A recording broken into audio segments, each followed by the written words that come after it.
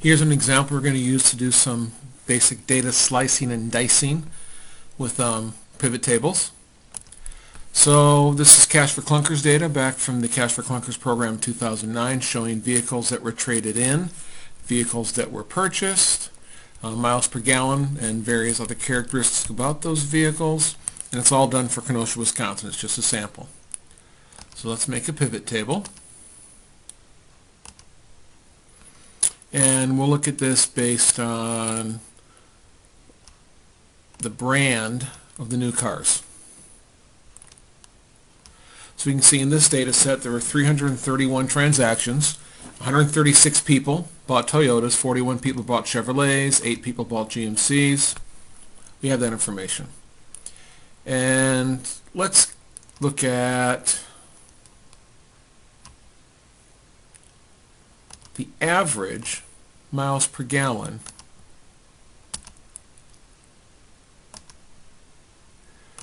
for the vehicles purchased. So out of the 136 Toyotas purchased, they averaged 26.1 miles per gallon. Out of the 32 Dodges, 21.1. Out of all the vehicles purchased, 24.4.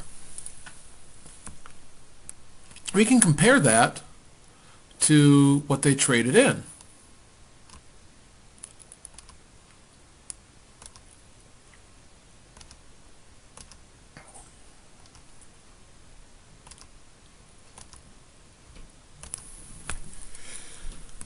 So of all the people who bought Toyotas, the 136 people, the Toyotas they bought averaged 26.1 miles per gallon. The vehicles traded in, we don't know what type or what brand, but they averaged 16.1 miles per gallon. You can do multiple calculations this way.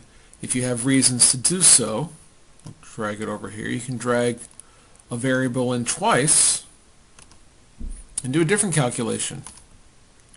For example, the standard deviation. In fact, I'm going to rearrange these. I have the new vehicle miles per gallon in two different places. I'm going to drag it down here. So I have the trade-in miles per gallon, the new vehicle miles per gallon, and the new vehicle standard deviation. What if I do want to now compare another variable? I have this filter area. So I'm going to look at the trade-in type of vehicle. Drag that there. Nothing really changes because I haven't filtered yet. So this is everybody. What if I want to just see the people who traded in cars?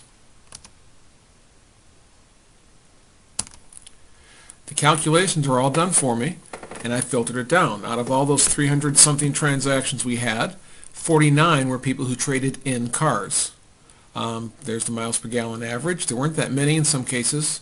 Only 2 people who traded in cars bought Chryslers. Only 4 people who traded in cars bought Fords. So the standard deviations show that. But you still see the difference in what they traded in and what they purchased. I could flip it around. What if I want to see for people who bought trucks? They have 3 truck categories. If I don't care, I can click all 3. So out of the 300-something again, 282 traded in trucks. And here's what they purchased. 45 people traded in trucks and purchased some type of Ford. Their trade-ins averaged 15.9 miles per gallon. Their new vehicles averaged 23.8 miles per gallon with a standard deviation of 4.58. This is again demonstrating I can do multiple filters up here, and the calculations continue to be done for me. I can add another filter. Right now this is restricted to truck trade-ins. I can go to the new vehicle type, drag that, and do the exact same filtering. So this now, they traded in a truck. Look at that filter. Traded in a truck, purchased a truck. So 142 of the transactions were truck trade-ins, truck purchases. And again, the calculations are just done for us automatically. Of course, the data set gets smaller the more restrictions you put on it.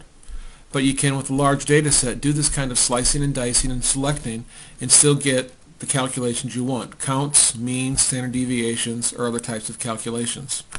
I hope that helps you with some of your work in class.